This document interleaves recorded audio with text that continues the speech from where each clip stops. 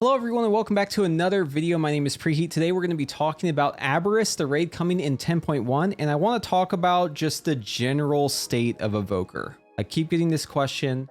The question is Evoker good enough to be meta, right? Like, is it good enough to be played in the raced world first? Is it good enough to be, good in keys, right? These sort of questions. Obviously, it's too early to tell, right? But I do want to share my thoughts here. In the background, you're going to see my testing of the Assault of the Zakali. It's kind of a meme fight. I'm just going to let this play in the background while we talk, though, so that you can see my kill here. But yeah, so Devastation, right? I think to talk about how Devastation fits into the meta, we first need to talk about what everything else is like. It's important that you look at classes like in their context, right? You can't look in the vacuum or else you're going to miss more of the nuance there, right? And like, you're always compared against the best other classes, right? So this tier itself, like looking at Aberrus in general, it looks like Aberrus is a raid tier that will heavily favor ranged. And I'm saying this because, as an evoker, like you're kind of like an in-between, right? I'd say you're like range light or like melee light. You're obviously more on the range side, but what I'm saying is that you can feel the frustrations of melee. Like, it's very visceral as an evoker because you have the same frustrations with range, you know what I mean? So like a lot of the fights this tier that we've done, and I guess this is a good time to pause this and mention, so like all of my PTR VODs are available on YouTube. You can check them all out over here if you want. So definitely, go and take a look there if that's what you're into, right? All of these fights. I also have the heroics and I have some other stuff in here as well, but basically it's just this playlist. It'll be linked in the description below. But anyways, yeah, a lot of fights in general just seem like they aren't very melee friendly. Seems like range is also just like dealing a lot of damage. So the classes that I'm looking at right now that are like our biggest competition as Devastation Evokers, it's going to be stuff like Fire Mage. Fire Mage is looking to be really good with the buffs they just got. Basically, Fire Mage got it's like a 9% buff, basically, like just the other day with the tuning. So that's pretty big. Plus their new tier bonus is better than their old tier, despite, all the stuff people don't like about it. They've actually changed it quite a bit and it's actually a lot better now. So Fire is getting an increase to their tier. It's around 12% on the tier. It's about 9% for the damage buffs. Fire has a lot of damage, right? Obviously this fight that we're looking at is like a cleave fight too, so like don't look at the DPS meter and make too many assumptions there, because it's it's a meme fight. But anyways, but in general though, in the raid, which is mostly single target, I still think Fire Mage is going to be one of those top tier classes. Also Warlock. I mean, Warlock is looking really good. Obviously, once again, in like a cleave fight, right, you might just do a lot more damage as a Warlock. But a lot of Warlock's damage, though, comes from the new trinket, which is a very rare trinket off the second to last boss. It's the, everyone has like this weird meme trinket where it has like a negative and a positive. For Warlock, it has a slow that's associated with it, so they don't even have to take extra damage from it, really. But they deal like a ton more damage with their add. Basically, it's like whenever they summon their Tyrant, it amps their intellect, and it's a stacking buff that it amps it by. So yeah, the trinket's just absolutely busted for them. I think it's like an 8% increase, just the trinket alone. So obviously, like, Warlock has access to this trinket in the testing, right? And I know a lot of people who are linking sims of like PI and stuff are like showing Warlock with that trinket on. I don't necessarily think it's realistic to assume you have this trinket. And since I'm talking about it, I have it on too. Like, you can see this little, like, it's like a demonic stand behind me, this little octopus man.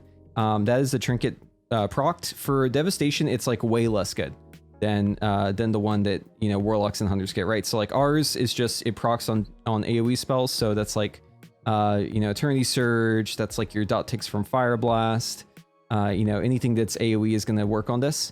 And it has a pretty good uptime. It's like 30%, but it's like a normal trinket, right? Like normal trinket that's BIS is going to be a pretty good gain. The one for Warlock is like way beyond that, right? We're talking not like a 2 or 3 or 4% damage increase. We're talking like 8%. So it's huge, right? Just a massive trinket. There's really no comparison. But anyways, so yeah, numbers will be a little bit skewed by that. But that being said, right, if we're talking about, what classes are good once again, so we already listed Fire Mage, we already listed Warlock. I think pretty much all the Warlock specs are good. Maybe not Affliction, but I see a lot of Destro and Demonology being really good. And then you also have Shadow Priest. And Shadow Priest obviously has PI. right? So that's like a benefit that's not even showing up on the meters under their name. But they also just do a ton of damage. From what I understand, like a lot of Shadow Priests aren't really having fun with the playstyle, or like have problems with the rework. Maybe they're like mixed on it, but it definitely seems like they do good damage, right? And they obviously bring a lot of utility. The downside, obviously, for Priest always is like, can they survive the fight? Is there something that pushes them away, right? Because if there's ever like a lot of movement, Priest has a lot of trouble with that. That being said, Devastation helps a lot with this, right? Like Devastation and Mage, best friends forever, right? Because you can rescue them. You know, obviously whenever you give them Time Spiral, it doesn't benefit them, but it allows them to grip someone else. So you can kind of create like a system, you know, just like you had to do in Mythic Resogat to get it done, while also running Priest. But yeah, I mean, in general, those are probably the biggest picks I'd say for range that I'm seeing. They're just doing really, really well. And then obviously there are some other classes too, right? Like I don't want to overshadow just how good some of the melee are. Like Ret. Like Ret obviously is very strong, and it's looking to be just like extremely useful. It's got a great damage profile. It's got an immunity. It's very sturdy. It's got good off healing. It's got good utility. Like Ret's just like all around probably one of the best melees out there. Obviously like Warrior has its place, right? Like you still have your shout, which is obviously like very important, right?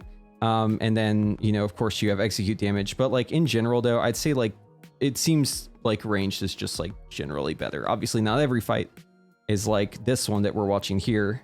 But a lot of the single target fights, it seems like melee is just a little bit punished. Anyways, when it comes to tanks and stuff, right, it seems like probably protection is the best. Blood DK, obviously very good for gripping. Basically on Zaskarn, you can do all sorts of crazy stuff as a blood DK. Like there's these golems that spawn, and essentially what you can do is you can just like grip them together. Yeah, these guys, it gets really out of control if you don't have these golems managed, and being able to get them all together as a blood DK seems like really, really nice. Obviously you can do this as like Frost as well, right? But or like Unholy, but obviously like as a tank you also have Gorfine's Grasp, which is just like an added benefit there. So yeah, I mean, probably going to be a tier where you want to run at least one prop pally. And the reason why I'm mentioning this, even though it's like not damage, is because whatever picks you choose for healing and tanking kind of has a big effect on like what you saw in as DPS too, right? Because like you got to run your monk buff, you got to run your demon hunter buff as well. So the question is like, where do you get those from, right? Like I don't think you want to run a Windwalker right now, so you probably want to run either a Brewmaster or a Mistweaver, right? But I think with tanks, like seems like there's just way better options than Brewmaster, so you probably just run Mistweaver if you have it. Yeah, I mean, Brewmaster I'm sure is going to be fine too, but I'm just saying like it seems like there's better tanks out there. Anyways, getting off topic here, but I just want to just, you know, drive the point home that it seems like a lot of the melee in general just kind of struggling, right? And I feel for them as a ranged player, but I'm also laughing in their face too, so get wrecked. Okay, anyways, yeah, let's keep this going. So yeah, your place in the meta as Devastation is like, obviously you have really good boss damage, right? Like really good single target damage. You do really good at breaking absorb shields, and this raid has an abundance of absorb shields. If we actually scroll back to, trying to find exactly when the shield goes up, I think it's right around here. Yeah, so the Mystics will spawn. There it is. They have a shield. We were breaking it with the rock, so like you couldn't really see it on that one. Hold on, let me find the first one so we can get a good idea of what this actually does. Yeah, so this shield that they put up, it does a ton of damage. You have to break it really quickly. And you'll notice that the mob is like at 95%. Basically, the mob spawns at full health and then immediately puts up his shield. So obviously you can damage him before his shield goes out, but like you wouldn't want to, right? Because you want your fire mage to get fire starter value. You want your evoker to get giant killer value. So like obviously you wouldn't want to push this guy too much. But yeah, you're just like really good at breaking shields as evoker. And this is just one example, right? There's also another example on the second to last boss. Neltharian's looking like a pretty awesome boss. Honestly, I'm pretty excited for this one. But yeah, this boss also has shields that you have to worry about. So if we go to phase 2 of this attempt, we're transitioning right here. Okay, here's phase 2 starting. So basically there's these ads downstairs that spawn, and this is another fight where you'll probably delay Lust just a little bit. Yeah, here it is. So you can see him right here. You can't target him if you're above. What has to happen is someone downstairs has to break him out. And the boss sends 2 people down with corruption, right? So they basically become enemies to everyone else. They got to get out of melee right away or else they'll get cleaved. Like what's happening here. They're just being put in the blender. There's the cheat death, yep. And anyways, so they break the ad, right? So you instantly want to swap to the ad. You want to break it as quickly as possible. This ad is at full health and it has an absorb shield, and you need to break the absorb shield. Once you break that shield, the ad phases into the top realm. You leave your corruption, so you're like healable again. And basically this fight's like the ability to like pass phase 2 is all about effectively breaking these ads out and like not dying to the volcanic heart where you do it. So the faster you break this ad, the safer things are. So obviously as an evoker, right, like you have the ability to break shields effortlessly with Unravel. And the fact that the mob has full health means you get full giant killer value on it too while you're doing that. So evoker's just like fantastic for this. Yeah, I don't know. It's looking really, really nice. I'm definitely looking forward to Unravel in this raid. It just seems like it has a lot more value than what you're maybe used to. But anyways, let's go back to our kill here. So yeah, I mean, Devastation's looking good for that reason. Obviously, Fire Mage kind of fills the same role. You know, Warlock just seems a little bit overtuned across the board. Shadow Priest seems also very good. Ret Paladin, obviously very good. Prop Paladin, obviously very good. Yeah, I mean, your role, right? You're competing against these people in the raid. But I think it's pretty safe to say that you're probably going to be slot in as a Devastation. You probably want like at least one, I would imagine, right? Because you've got a really good damage profile for a lot of this stuff. You probably don't want to stack them because execute still matters, right? And you're a little bit of a liability in execute, but you do well, right? Like you do well getting the raid to that execute. So that's one of the really nice benefits there. But yeah, the other thing that kind of influences like how good Devastation is, especially in Mythic Plus, this is true, is how good Preservation is, right? So like a lot of the utility that Devastation provides, right? The stuff that's like essential, Time Spiral, Rescue, if we look at the previous tier, this stuff is also provided by Preservation, right? But if Preservation isn't a lock-in, if you don't run Preservation, then obviously you need to get the stuff from somewhere if it's needed, right?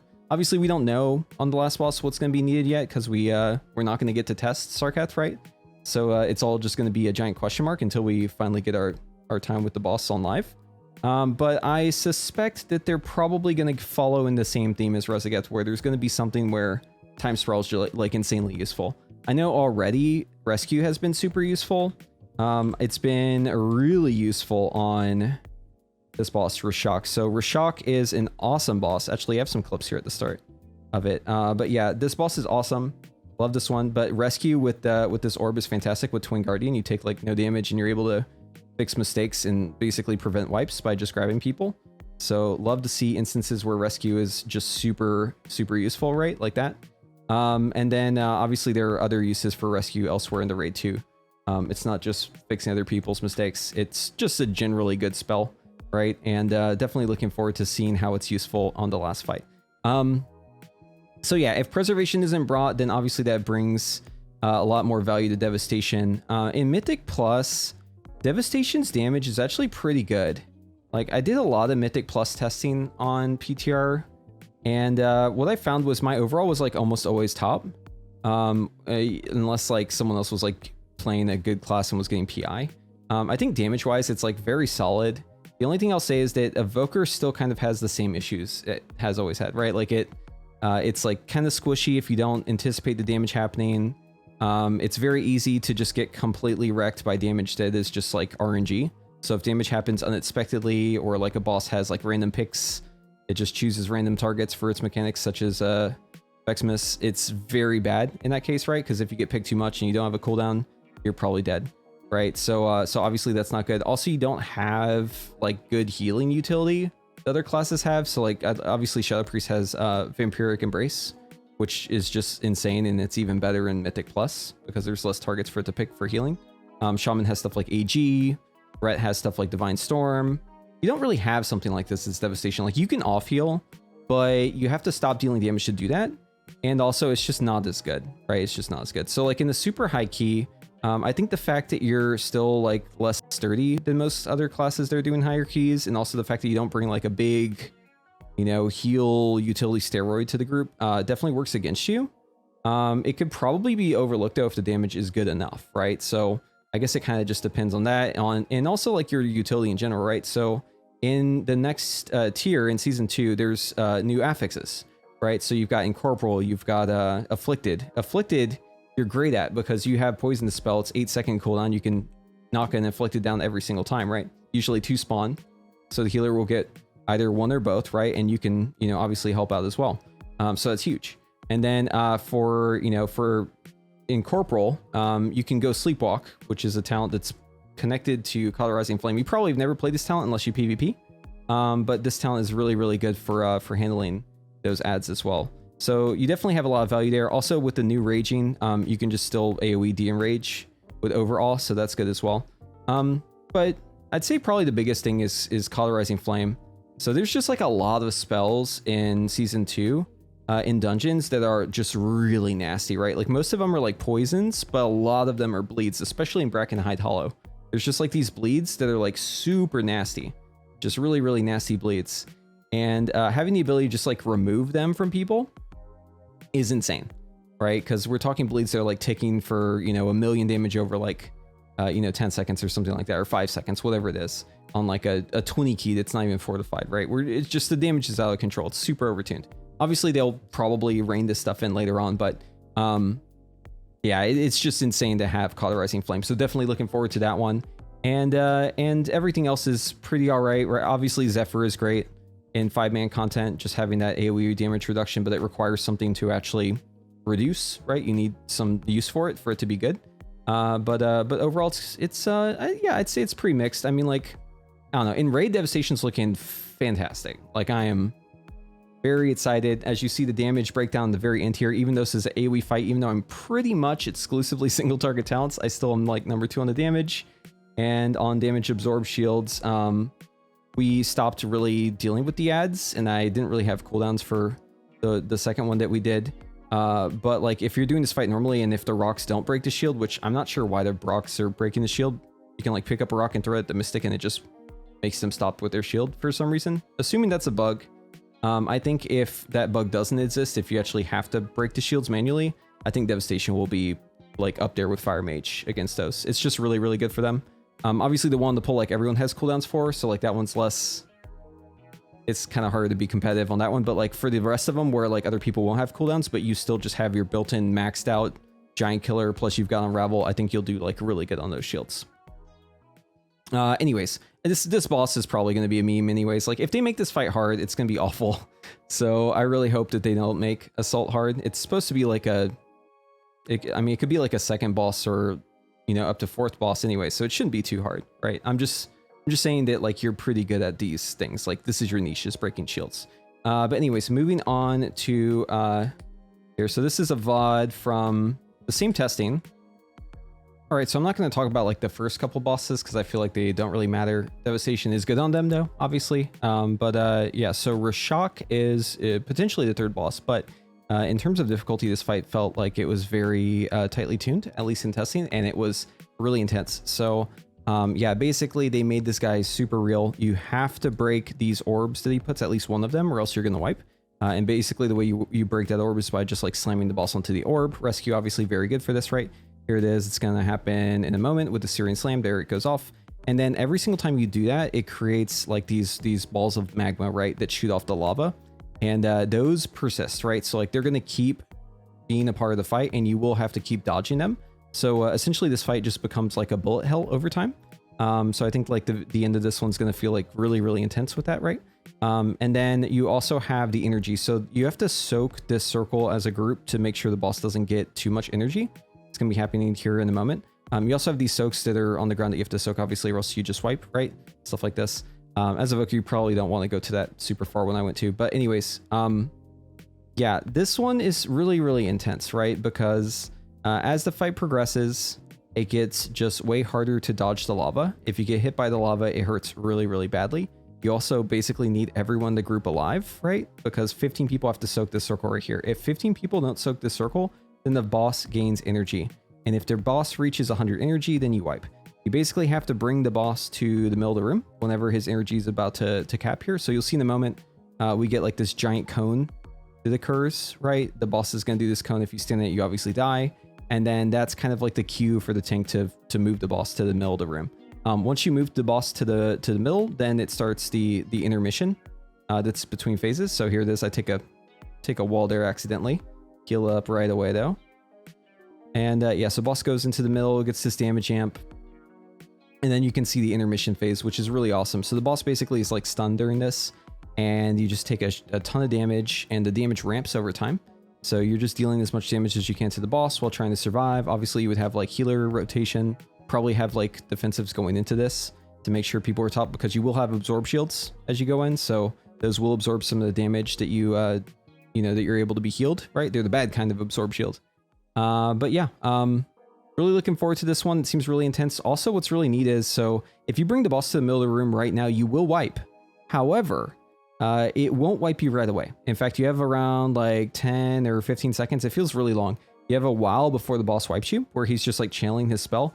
And I am anticipating that if the tuning is right on this fight, it's probably going to be so intense at the very end that you probably put the boss in the middle of the room on purpose to stop the mechanics from happening, because there's like a lull in those mechanics until the wipe. It's just a race to kill the boss as quickly as you possibly can before he gets his cast off and wipes the raid. I really hope they tune this one right.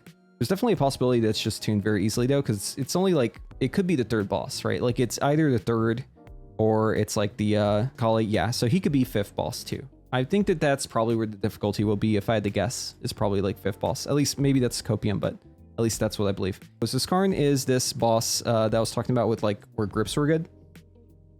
Evoker obviously very, very good in this fight because there's a lot of ads to kill, right? And you basically get cleaver free and you deal a ton of damage to the ads.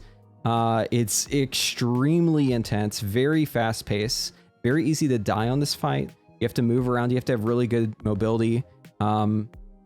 Yeah, as Evoker, I definitely felt the 25-yard range on this fight more so than any fight so far. Like of any, honestly, the entire expansion. I have not felt a fight this entire expansion raid that felt more stressing on my range than this one did. But that being said, like you still can do really good damage, right? It's just a matter of like pre-positioning yourself and knowing what you need to do to be successful as an Evoker. So I think this is one where you'll definitely be able to flex a little bit if you're, if you're good at your movement. But yeah, this boss is pretty intense. Basically, he drops these fire traps like all over the room. And then you're also going to have something coming up here where basically the boss does a tactical detonation is what it's called. And the room starts like erupting in fire. And it's whichever side the boss is on. So you have to move to the other side. And you can remove these fire traps by killing these golems and using the item on them. But you never get as many back as the fire traps that actually go down. You can only remove half of them, basically.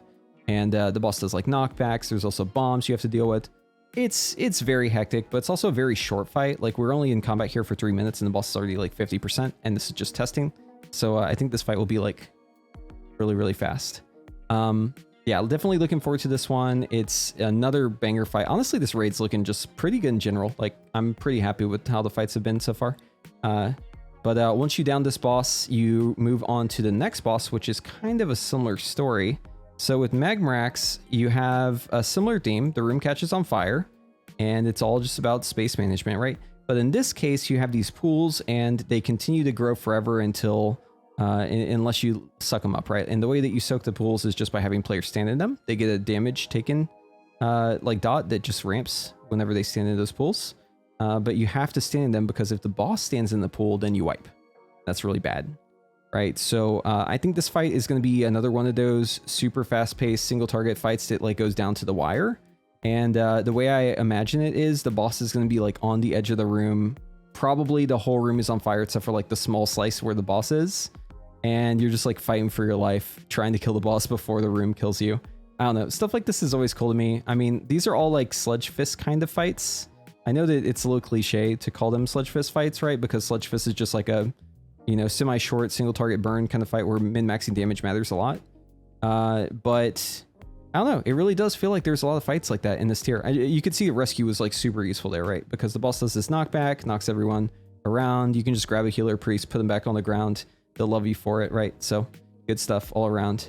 Yeah, another one Evoker is looking really good on, right? Surprise, surprise. Like I'm saying, this is before, I believe this is before Fire God's buff, this one. So we're not going to see any Fire Mages on the meters at this time.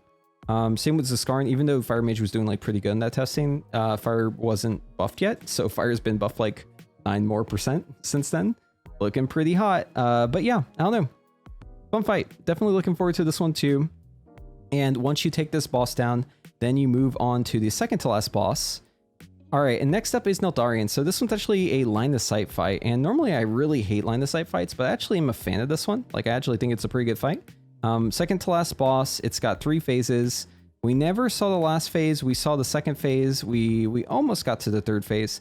You have to push it just right though. It's definitely going to be one of those fights where you delay lust probably. You want to be able to like have people who go downstairs in phase 2 have lust for themselves, because that's kind of like the pass fail of the fight. But you'll notice people get knocked back. They break these walls. This is what creates the line of sight areas. Are these walls here, so you can go behind with the volcanic hearts. Make sure you don't blow up the raid with those. I have a whole video on this if you want to hear me explain like all the mechanics. But in terms of damage, like Evoker obviously very good in phase 1, although you probably stop damage in phase 1 to get like a really good push, right? You don't want to push as the walls are breaking, or else you'll definitely wipe. But in phase 2, this is where the damage actually matters quite a bit. So the boss does this thing, Surrender to Corruption. People get corrupted. You'll notice this ad right here. This ad is downstairs. You can't attack him. But the person who is red, who's like an enemy, they can attack the ad. They need to get to the ad right away too, because if they stay on the boss, they're going to get cleaved, like this rogue just did. That's why he just cheated death. But yeah, anyway, so you want to break this ad as quickly as you can. It's got an absorb shield, and guess what? The ad is at full health. So full health and absorb shield that you have to break. That's like chef kiss. Beautiful. Love to see it for Fire Mage and for Devastation Evoker, right? Because you got Unravel, you got Giant Killer, good stuff. And obviously while you're downstairs, you cannot be healed because you're an enemy. So you kind of have to heal yourself. But once you break the ad out, you'll see he's above now. You can the whole raid can damage the ad, right? So you want to break this out as quickly as you can, and you want to move on to the next one. You just have to rotate around the room, killing these ads. And if you push into the last phase, and I believe it's percentage-based push. I don't remember exactly where. I think it might be 25%. If you push into the next phase without killing these ads, it's just a wipe, right? So like it's all just about being able to get through phase 2 in order to reach phase 3. And it's all just about breaking those ads out as quickly as you can. I think on this pull, we actually get the third ad. Yeah, so I'm downstairs actually right here, which is great. But unfortunately, it kind of starts falling apart for us, right? As I kill this ad, there's a volcanic heart going down. I'm super low. I'm going to heal myself up, and I'm going to try to get line of sight so I can hover through and dodge these volcanic hearts that are going off. But I'm a little bit too slow, and I get blown up there because I take line of sight on both of them. It probably would have been safer just to have waited back in that corner, but I probably would have died, honestly. Like, I'm pretty low here, and even just one of those volcanic hearts does quite a bit of damage. So yeah, this one's tough. Definitely a really fun fight though. Second to last boss, and mostly single target with ads that you have to break shields on. They're super prio. I cannot see a world where those ads aren't the most important thing in this fight, unless the execute phase is just insane. And that means Fire Mage and Evoker is going to be really good for this fight, and Warlock, obviously, because it just deals insane damage in general. Yeah, those are all going to be really good, I think. Yeah, once again, this testing, I don't think Mage was actually buffed at this time, so you're not going to really see them on the meters. But they are good. Just trust me. Take my word on that one. Yeah, and then obviously we won't know what the last boss does until we see it. It's kind of a big question mark, right? We can look at the dungeon journal and assume some things based off of it, but it's really hard to like know what the fight's going to be like unless we actually test it. And you know, this is the same as Jailer, it's the same as Rezagat, right? They're just not going to let us see it, which is fine. Just really hoping that this boss doesn't require 50% nerfs to things across the board. One thing I will say though is, like, from the notes, it seems like there's probably a lot of forced downtime in this fight, just from reading like how the fight kind of goes. So I imagine like any class that like doesn't deal well with forced downtime is probably going to have some trouble on this one. But yeah, anyways, so that is it for Raid. I already kind of discussed Mythic Plus, but if you want to see my VODs of like Mythic Plus, I have one that's up right now. I'm going to try to get more of those out. I think it's just Underrot that I did, but yeah, I mean, basically the talents for Mythic Plus that you're looking at running, it's probably going to be something kind of like this. You'll probably take Volatility, you take Eternity Span, you're going to probably take Arcane Vigor, right? The new talent that gives us Essence Burst. We love that talent. Probably just go mostly just like a single target build, right? So you've got your Causality, you've got your Scintillation, you've got your Iridescence, and then really the only difference is you're dropping Power Nexus and Engulfing Blaze in order to pick up Volatility while you also have Shattering Star. I think this is probably going to be what we want to use in Mythic Plus. It's been doing really well.